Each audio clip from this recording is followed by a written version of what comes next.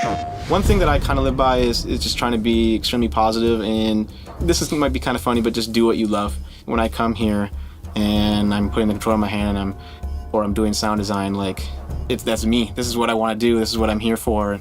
Hi, I'm Mike Niederquell. I'm a lead sound designer here at Sony, and I've been with the PlayStation family since 2011.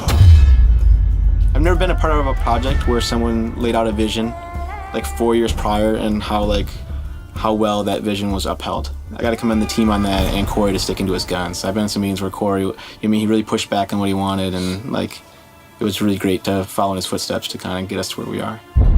I always just make mouth sounds for Mike Niederquell. So when I would go in and try to describe what I'd want, it was more just and you're like, oh man, and this is ridiculous. I think if you were to take it out of context and listen to any of the things that I were to tell him, I don't know how he followed any of that direction. The only clear piece of direction I gave him was the World Serpent voice.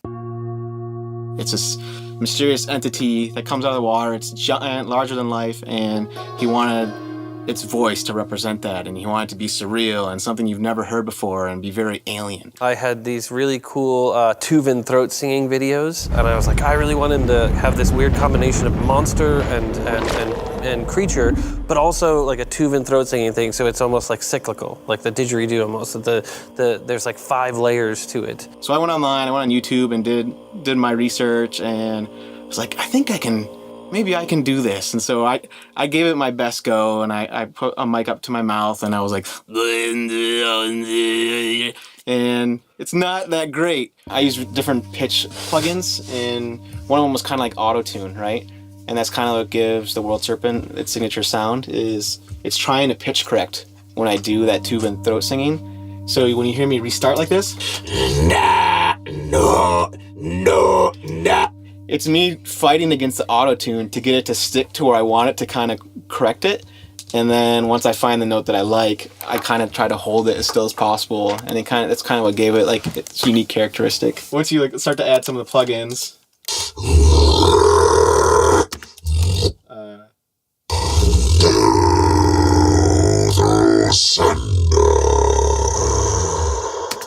so that's kind of the bass pitch that I started with, and I kept iterating on top of that pitched version. There's clicks you might hear in his voice, and some of those clicks are kitten purrs. Some are buffalo little chuffs. There's tigers. There's beluga whale clicks, and all those things are kind of layered together to kind of give it all those other creature-esque sounds that I couldn't necessarily make with my voice.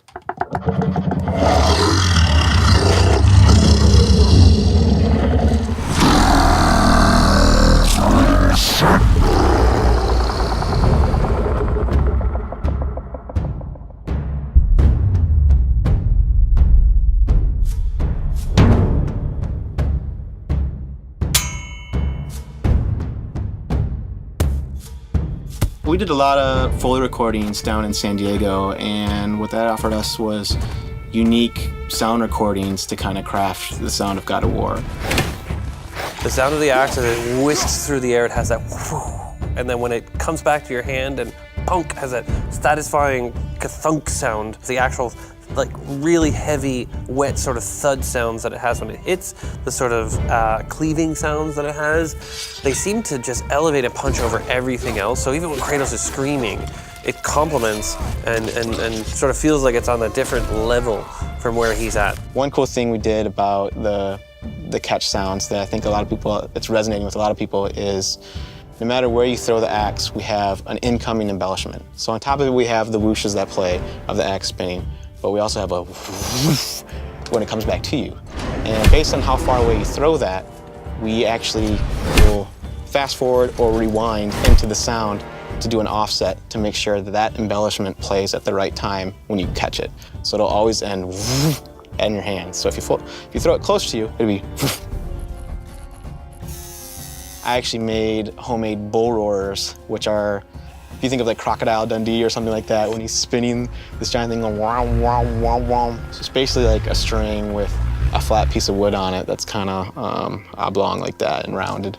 Those recordings ended up just basically being mastered and thrown in as the Dark One's wings. And that's always really rewarding as a sound designer when you can almost take a singular source and just kind of EQ it and master it and put it into the game. There's a picture one of the sound designers sent me from San Diego where he has his feet on like a T-bone steak.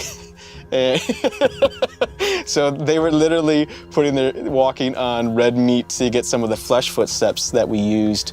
I think we used some of those inside the Hive and Alfheim and areas inside of the World Serpent. I think the sound for fatherhood changes. In the first 3 years of my son's life, the sounds for fatherhood was screaming. But then I would say the sound for fatherhood now has changed to Papa. That to me sort of sums it all up, makes it all feel good and worth it. Is him actually calling out to me and initiating a conversation, which is a big deal, I think, for me specifically. So that becomes a very personal, what is that sound of fatherhood? It's interesting because you look at the game, and I think the sounds of fatherhood are boy, and then at the end it's son. I think what I've enjoyed most about working on God of War is the collaboration. Each person on our sound design team has almost touched everything in the game. We had a very unique process where someone would take an iteration on one thing and someone would have some ideas, and we might have that other sound designer come in and offer their ideas. So it was very selfless. Like people were willing to let go of some things to have someone else try to put their icing on the cake, so to speak. Thank you to every single person out there who worked tirelessly to make this game, who suffered and struggled and doubted but ignored the doubt or overcame the doubt, who put in way more than was ever asked. It is no mistake that people are talking positively about the audioscape of this game. This is not the kind of thing people do, just to get it done. I think they do it because there's part of them that compels them to do something, that makes them desire to actually put a piece of themselves into something, become part of something greater. And I'm so blessed to actually be part of that, to actually stand next to smart people while they do really great things and then take total credit for it. So I did it all. Me. I did not do anything. It's super clear, right? And I'm very sorry for whatever it is I'm going to do in the next 48 to 6 years.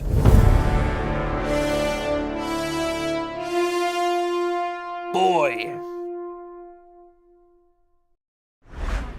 PlayStation